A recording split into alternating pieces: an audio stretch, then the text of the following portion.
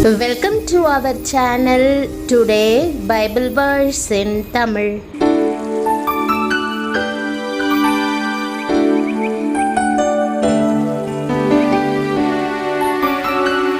இன்றைய வசனம் ரோமர் 8ஆம் அதிகாரம் 34ஆம் வசனம். கிறிஸ்துவுக்குள் பிரியமானவர்களே, நம்முடைய ஆண்டவரும் இரட்சகருமான இயேசு கிறிஸ்துவின் வல்லமையுள்ள நாமத்தில் உங்களை வாழ்த்துகிறேன். கிறிஸ்துவே மரித்தவர், அவரே எழுந்தும் இருக்கிறவர், அவரே தேவனுடைய வலது பாரிசத்திலும் இருக்கிறவர், நமக்காக வேண்டுதல் செய்கிறவரும் அவரே என்ற வசனத்தை இன்று நாம் தியானிப்போம்.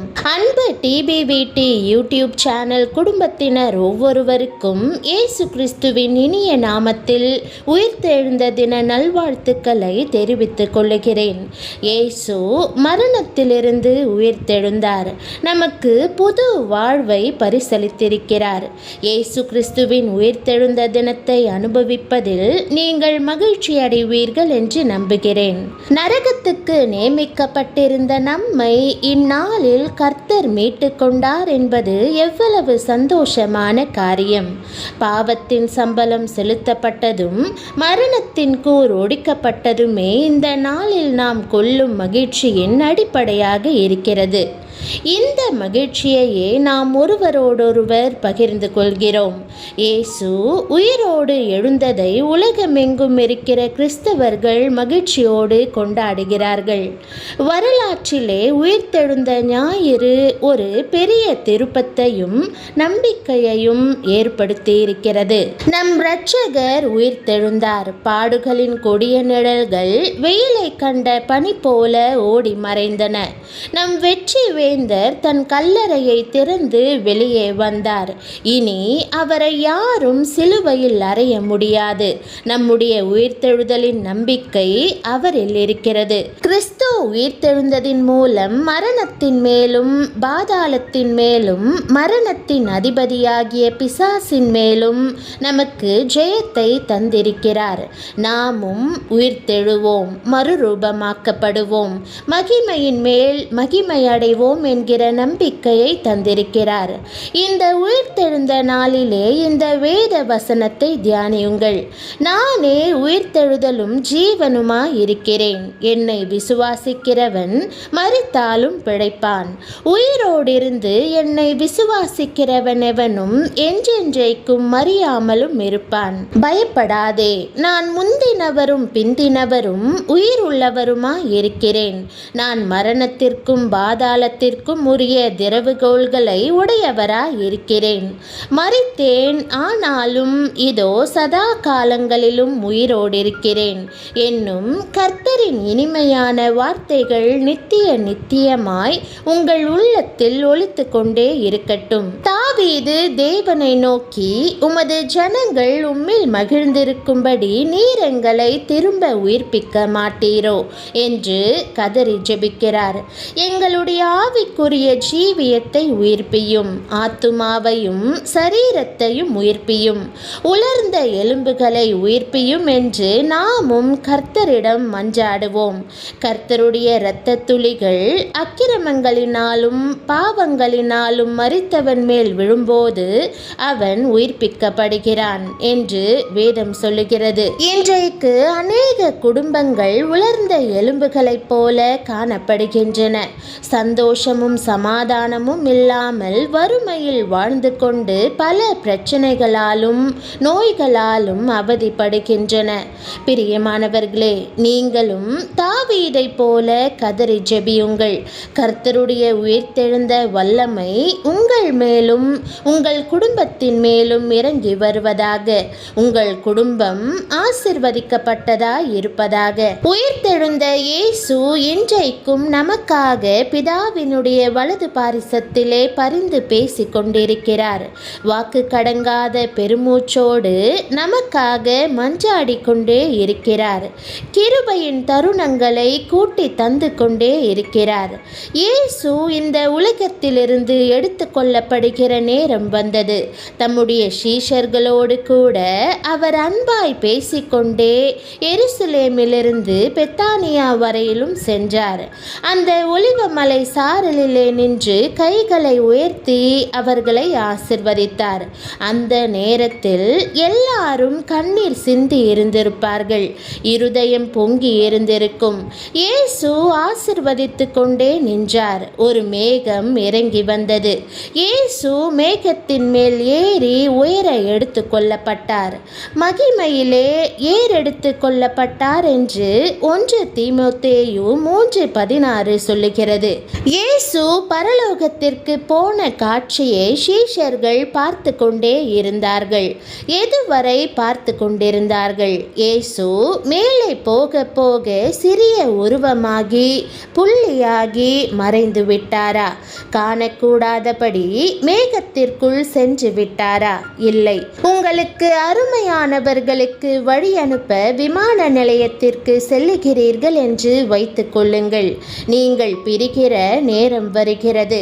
அருமையானவர் விமானத்தில் போய் ஏறுகிறார். விமானம் அதன் ஓடுதளத்தில் வேகமாய் ஓடி திடீரென்று மேலாக போய் அது உங்கள் பார்வைக்கு மிக சிறியதாகி காணப்படுகிறது. 5 நிமிடத்திற்குள் அது ஒரு புள்ளியாகி மேகத்திற்குள் சென்று விடுகிறது. அந்த விமானம் இறங்குவதை பார்க்க முடியாது. ஆனால் இயேசு அப்படி மறைந்து விடவில்லை. அவர் பிதாவினுடைய வலது பாரிசத்திலே போய் உட்கார்கிற வரையிலும் சீஷர்கள் பார்த்து கொண்டே இருந்தார்கள். வானம் திறக்கப்படுகிறதையும் பிதாவையும் பார்க்கிறார்கள். இயேசு வலது பக்கத்தில் உட்காருகிறாரா அல்லது இடது பக்கத்தில் உட்காருகிறாரா என்கிறதை கவனிக்கிறார்கள். அவர் வலது பக்கத்தில் உட்கார்கிற வரையிலும் முழுவதுமாய் தரிசித்து கொண்டே இருக்கிறார்கள். வலது பக்கத்தில் வீற்றிருக்கிற இயேசு கிறிஸ்து நமக்காக பரிந்து பேசிக்கொண்டும் நாம் ரட்சிக்கப்படுவதற்கு கிருபையின் தருணங்களை வாங்கி தந்து கொண்டும் இருக்கிறார். இன்னும் 1 வருடம் நீட்டித்து கொடுப்போம். இந்த மகன் கனியுள்ள வாழ்க்கை வாழ்கிறானா பார்ப்போம் என்றெல்லாம் அவர் பேசிக்கொண்டிருக்கிறார். அவர் அப்படி பரிந்து பேசுவதினால்தான் இன்று நாம் ஜீவனுள்ளோர் தேசத்தில் இருக்கிறோம். நாம் கர்த்தருக்கு சாட்சியாய் விளங்கும்படி எருசலேமிலும் சமாரியாவிலும் யூதேயாவிலும் பூமியின் கடைசி பரியந்தமும் கர்த்தருக்காக நிலை நிற்கும்படி ஆவியின் ஒத்தாசையை நமக்கு அனுப்பி தருகிறார். பிரியமானவர்களே, உங்களுடைய கண்கள் பிதாவினுடைய வலது பாரிசத்திலே வீற்றிருக்கிற இயேசு கிறிஸ்துவை நோக்கி பார்க்கட்டும். அவர் உங்களுக்காக வேண்டுதல் செய்கிறார். பரிசுத்த ஆவியை அனுப்பி கொடுக்கிறார். வாசஸ்தலங்களை ஆயத்தம் பண்ணி கொண்டிருக்கிறார். இத்தினம் தேவன் நமக்கு அருளியுள்ள புதிய வாழ்வை நாம் கொண்டாடும் நாள்.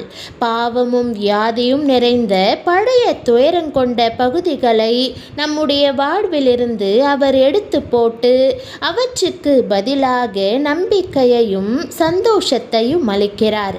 நம்முடைய வேதனையிலிருந்து நம்மை வெளியே கொண்டு வந்து தமது அன்பை நமக்கு காண்பிக்கும்படியாக அவர் சிலுவையில் தியாகம் செய்தார்.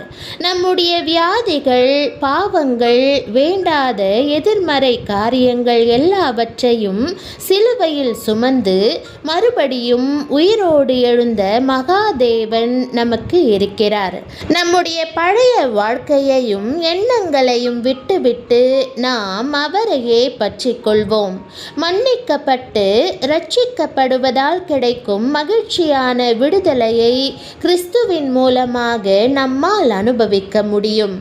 தேவன் நமக்கு செய்த எல்லாவற்றுக்காகவும் நம்முடைய இருதயம் நன்றியினாலும் மகிழ்ச்சியினாலும் நிரம்ப வேண்டும்.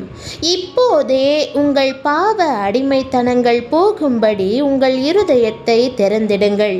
இயேசுவை உங்கள் இரட்சகராக ஏற்றுக்கொண்டு உங்கள் பாவங்களை எல்லாம் அறிக்கையிடுங்கள். எல்லா பாவ பழக்கங்களும் நீங்கும்படி அவர் தமது இரத்தத்தினால் உங்களை கழுவி புது வாழ்வை தந்திடுவார். தேவன் உங்களுக்கு ஈவாய் கொடுத்திருக்கும் புதிய வாழ்வை பெற்றுக்கொள்ளுங்கள். அவர் நம்மை நடத்தும்படி அவரை இரட்சகராக ஏற்றுக்கொள்வோம்.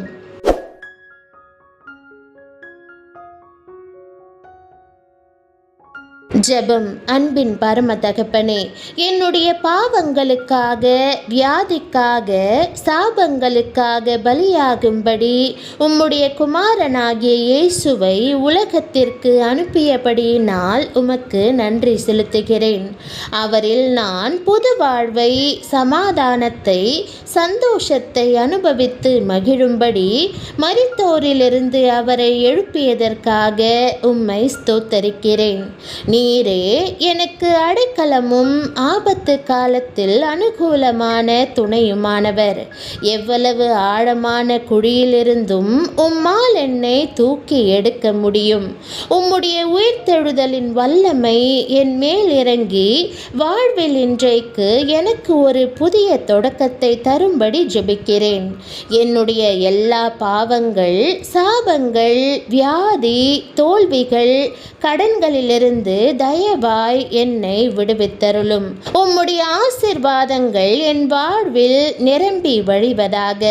அனுதினமும் ஜெபத்தின் மூலம் நான் உம்மை கிட்டி சேர உதவி செய்ய வேண்டும் என்று இயேசுவின் நாமத்தில் ஜெபிக்கிறேன் நல்ல பிதாவே, ஆமென். தேவனுடைய நாமம் மகிமைப்படுவதாக. ஆமென்.